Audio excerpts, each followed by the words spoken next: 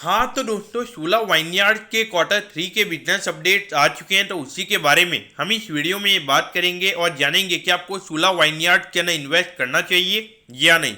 चलिए शुरू करते हैं।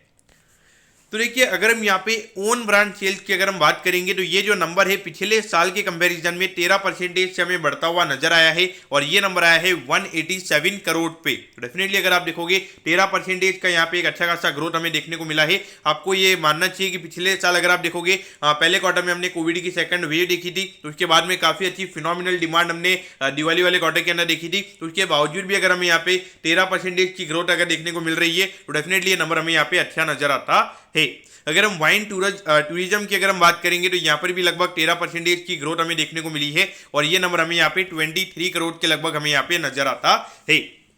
तो देखिए, अगर हम अभी यहाँ पे 9 मंथ के कंपनी के सेल्स के नंबर की अगर हम बात करेंगे तो लगभग 400 करोड़ के लगभग हमें यहाँ पे ये कंपनी का नंबर नजर आता है। और पिछले साल इसी सेम टाइम पीरियड पे अगर हम बात करेंगे तो वहाँ पे 9 मंथ के लगभग का जो टोटल सेल्स का नंबर था वो हमें 305 करोड़ के लगभग नजर आ रहा था। यहाँ पे अराउंड अगर आप देखोगे अराउंड 90 करोड़ से यहाँ पे जो कंपनी के टोटल सेल्स के नंबर है वो हमें यहाँ पे बढ़ते हुए नजर आए हैं। यानी कि अराउंड 30% की ओवरऑल हमें यहाँ पे 9 मंथ के बेसिस पे ईयर ऑन ईयर बेसिस की ग्रोथ हमें यहाँ पे देखने को मिल रही है। और कहीं ना कहीं अगर आप देखोगे तो पिछले साल फर्स्ट क्वार्टर में कोविड की सेकंड वेव थी, तो की वजह से भी हमें यहाँ पे ये ज्यादा नंबर हमें यहाँ पे देखने को मिल रहा है। तो देखिए, यहाँ पर अगर हम थोड़े प्रॉफिटेबिलिटी मेजर्स की अगर हम बात करेंगे तो देखिए, अगर हम पहले 2 क्वार्टर की अगर कंपनी के प्रॉफिटेबिलिटी की अगर हम बात करेंगे तो लगभग 30 करोड़ का नेट प्रॉफिट कंपनी ने कमाया है और वहां पे लगभग 13% का नेट प्रॉफिट का मार्जिन हमें कंपनी का नजर आता है। तो देखिए, अगर लगभग यहाँ पे अभी 210 करोड़ का कंपनी ने और रेवेन्यू कर लिया है, क्योंकि इंडिकेशन दे रहा है कि लगभग 550 से 600 करोड़ के लगभग का रेवेन्यू का नंबर यहाँ पे ये कंपनी का ये पूरे फाइनेंशियल ईयर में हमें होता हुआ नजर आ सकता है।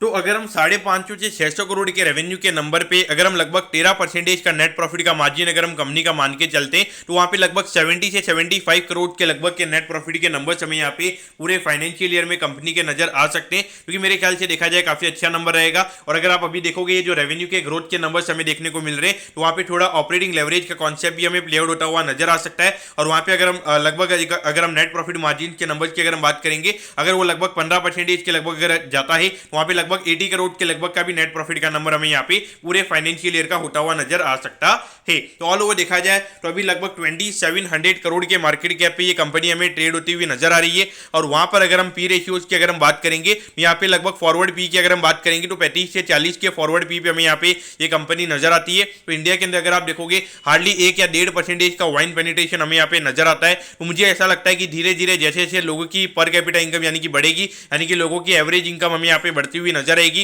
तो वहाँ पे नॉर्मली जो हाई इनकम ग्रुप वाले पीपल है और खास करके हमारा जो यंग यूथ है, तो यहाँ पे जो नॉर्मली अभी एक तरीके से अगर आप देखोगे वोडका हो गया, उसके अलावा नॉर्मली जो रम वगैरह रहती है वो ड्रिंक करते हैं, उसके बाद में विस्की वगैरह जो वो ड्रिंक करते हैं, तो उसके बाद में हो सकता है कि वो वाइन वगैरह जो क्लबिंग वगैरह होती है वहाँ पे नॉर्मली वाइन ज़्यादा चलती है। और जैसे जैसे लोगों की इनकम बढ़ेगी तो वहाँ पे क्लब में इसका कंजम्पशन मुझे लगता है कि आने वाले टाइम पे ज़्यादा हमें बढ़ता हुआ नजर आएगा। तो पॉइंट ऑफ व्यू से देखा जाए तो डेफिनेटली यहाँ पे काफ़ी अच्छी ग्रोथ अपॉर्चुनिटी कंपनी के पास में अवेलेबल है।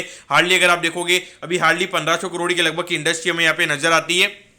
तो डेफिनेटली मुझे ऐसा लगता है कि आने वाले 3 से 4 सालों में लगभग 4-5 हज़ार करोड़ की इंडस्ट्री बनती हुई हमें नजर आ सकती है। और वहाँ पे लगभग 50% से ज़्यादा का मार्केट शेयर अगर ये कंपनी का है तो वहाँ पे डेफिनेटली ये कंपनी का भी वहाँ पे बेनिफिट होता हुआ नजर आएगा। तो मेरे ख्याल से long term point of view से अगर 20-25% CAGR के रिटर्न अगर आप एक्सपेक्ट कर रहे हैं तो उस पॉइंट ऑफ व्यू से डेफिनेटली ये कंपनी आपके रडार पे होनी चाहिए। दोस्तों मैं कहता हूँ कि शूला वाइनयार्ड के जो Q3 के जो बिजनेस अपडेट्स हैं वो आपको अच्छे समझ में आ गए होंगे। अगर आपकी कोई भी क्वेरीज है आप कमेंट कीजिए, मैं जरूर आपके कमेंट पर रिप्लाई करूंगा। ओके दोस्तों, thank you, have a nice day.